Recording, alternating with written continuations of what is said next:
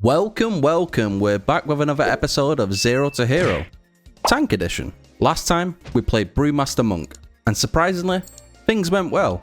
We tanked a +7 City of Threads at 590 eye level, and honestly, it went smooth. But today's dungeons, not so much. We're switching things up today. Say hello to the second most requested tank of them all, Blood DK.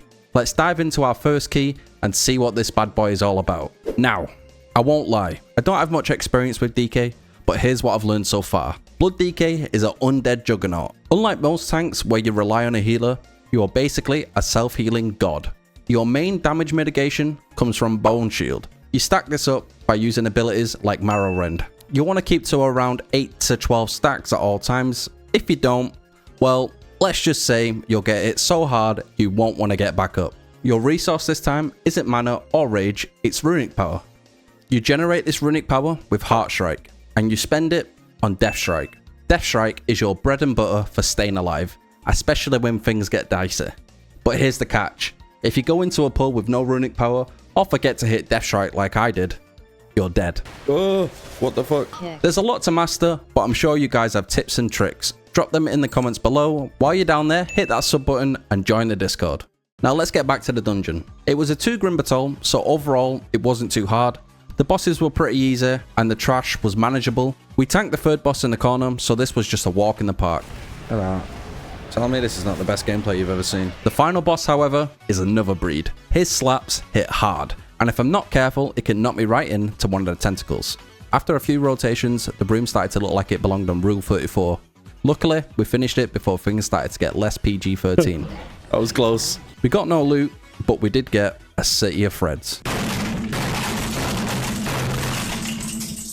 City of goddamn Threads. Who's got 2 thumbs and hates this dungeon? This guy. It's only a 4, so things weren't hurting too much, but my mental health on the other hand was rapidly declining. The first 2 bosses weren't too bad. Well, until I got ganked IRL by my mum. Got distracted, my mum coming. Which caused me to die. We was on track to time this key, then came along the third boss. Dark Pulse and the Orbs was ripping us a new one. Remember what I said before about managing your runic power? Well, I guess I didn't take my own advice, and it cost us big time. Why can't I hit? I'm dead. The second attempt didn't go any better. The healer was too overwhelmed and couldn't heal himself. With no battle res to bring him back, it was GG for us. We ran it back as a free and it went a lot smoother. I'll quickly explain this fight because it seems a lot of people struggle with it. As a tank, you want to put the boss near the edge of the room. Once he uses Vicious Darkness, around 7 orbs will spawn on you. You'll need to collect these orbs before they reach the boss, otherwise he will heal 7% of his health. When you collect that orb, a pool will spawn on you. It's important to collect these and rotate the boss away from these pools. Also, upon collecting the orbs, you'll be hit with this debuff. The boss will do Vicious Darkness 2 times before using its big AoE ability, Dark Pulse. On this, make sure you pop a defensive and clench them cheeks because this is a pug killer. Mistweaver provides a lot of AoE healing, so this boss wasn't too bad this time around. We managed to clean this boss up and the last. We secured some boots, but sadly we got another Grim batol. 5 Grim batol. I got a Grim batol again? Really? Come on, man. Go big or go home. That's my motto. I wanted to test the waters and see how much I can pull before we kick the bucket. Sadly, our team lasted longer than Hawk Tui's rise to fame.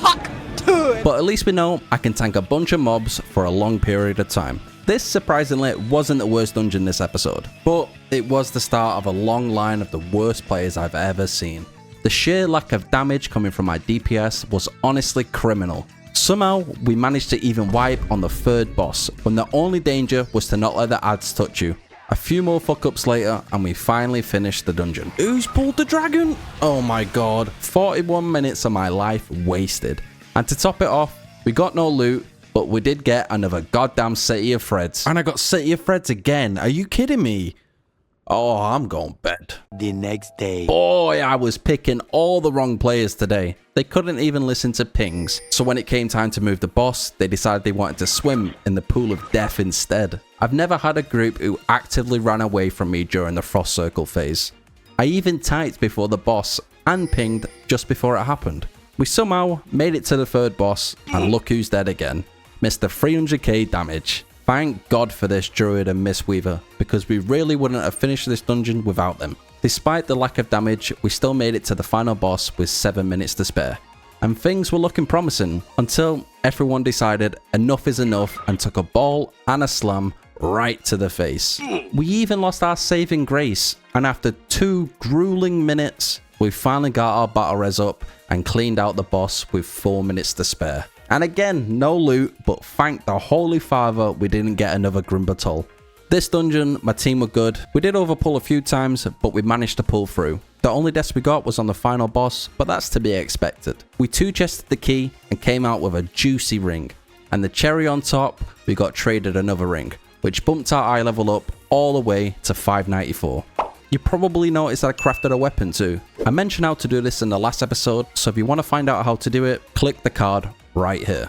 A 7 stone vault. Some would say I'm too low eye level for this, but I prepared myself by stacking up on some potions. And it's my key anyway. If it fails, I'm the only one who's suffering. Let's pull big and see how it goes.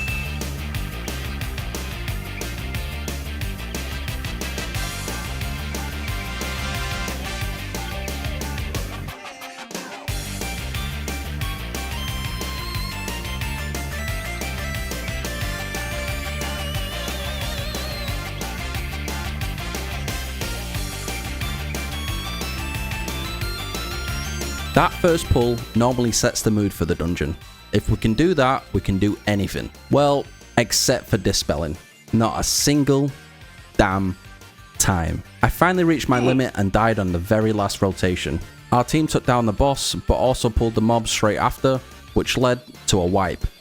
The next boss went fine, but then we got to the dynamic duo. Let's just say this was the worst experience I've ever had on this boss. No one was kicking the range ability, so I had to do it. I must have not got the memo, because apparently taking this giant orange orb to the face is the new meta now. Oh my god, like... Also, people wasn't paying attention to the vents, so we eventually died. We ran it back, but after a few more rotations of just pure chaos, the same thing happened again. We tried it one more time, but at this point, I was so tilted. Like... Why? Oh my god. Have you got free? Have you got no kicks as a shaman and 3 kicks as a mage? It's fucking... He's mind-boggling to me. No kicks on the shaman is absolutely disgusting. A new group, but the same dungeon. Hopefully, this one goes better. This guy doesn't know the dispel either. The dispel is very easy. There's 3 ways to know when to dispel. You can do it as soon as all the beams reach every single player, or when you hear this voice line. The third way, and the best way, is just to get this weak aura. It will scream down your ear so you can never mess it up.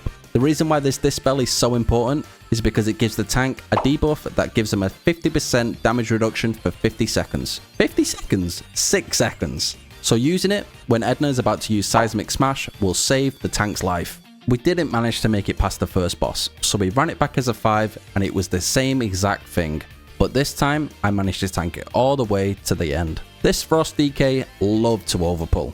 He kept aiming his abilities in the wrong direction and pulling stuff we definitely didn't want. Thankfully, we managed to survive these pulls.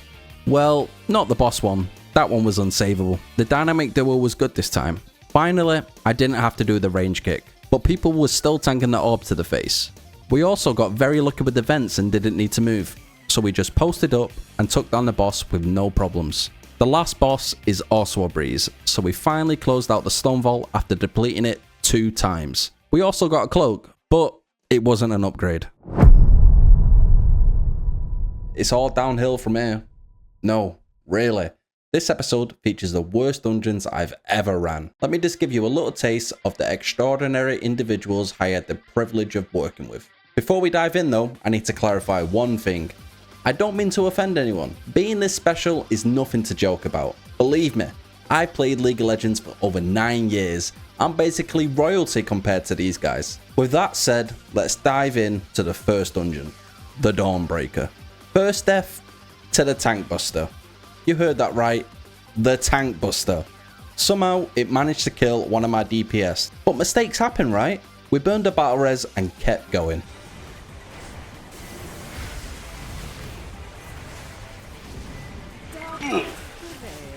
Okay, So at this point, I thought, the DK can battle res, and maybe we can just pump it down a little bit. Little did I know, this DK had no plans of actually using his battle res. Instead, we fought this boss.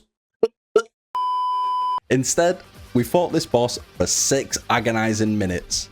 In hindsight, I should have called a wipe the second those 2 deaths happened, but I was optimistic. I decided to get more vocal for the next boss, pinging and telling my teammates where to stand. But the first hurdle came and we fell straight on our face. Wipe 1. Our main problem with the fight was we just wasn't interrupting the ads. You see, this pal is on to something. Let's see how many kicks he's got. Stop it. Get some help. Honestly, our main issues was we just couldn't survive anything. No matter where I stood, the pally always got hit by the tank buster. Also, the healer struggled to barely keep everyone alive during the AoE phase. So, we just wiped. After what felt like a lifetime, we finally cleared the boss.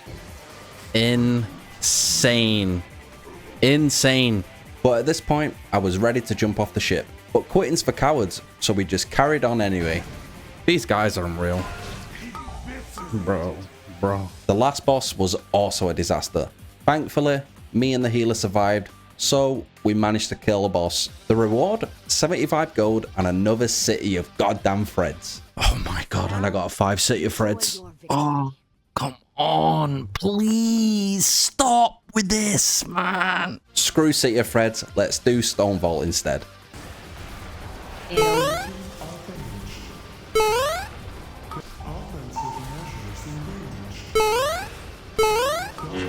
My Link's aftershave must have gone bad, because instead of attracting all these attractive women and getting these absolute the healer also didn't know the dispel.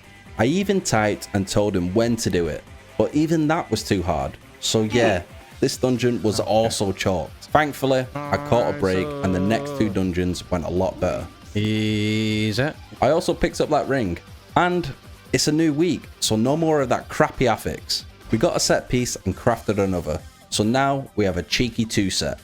Let's kick off the week strong with a 5 Siege Abralis. Here we go. All jokes aside, this one wasn't actually too bad. Most of the deaths were just silly little ones, either getting gunned down or dying to swirls. I even messed up too. You see, even gods can make mistakes. We cleaned out the dungeon and moved on to City of Threads. This dungeon was also going okay, but the healer ended up dying just before going into the maze. He released super quick, so I couldn't battle res him, so everyone just died. And when he finally returned, he died again. This time, I did get the battle res, but the mob did a Houdini. Turns out, he went to the DPS, who was just running in. I didn't notice, and I thought it was this sneaky bugger. They died, and then rage quit. 7 City of Threads was over. I don't even know what to say about this next one, so I'm just gonna let it play out.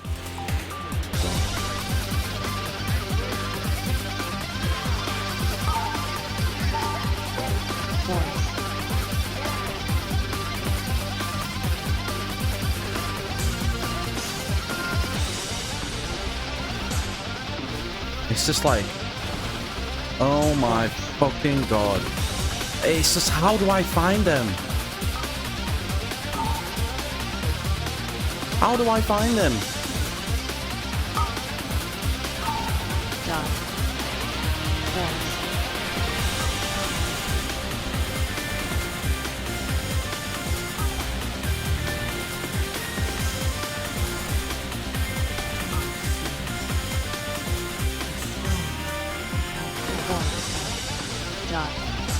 Position.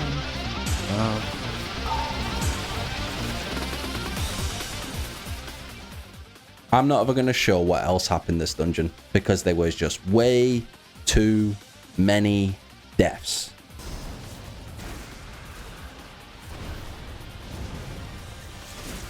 I've really enjoyed Blood DK, even though these have been the roughest dungeons I've ever had.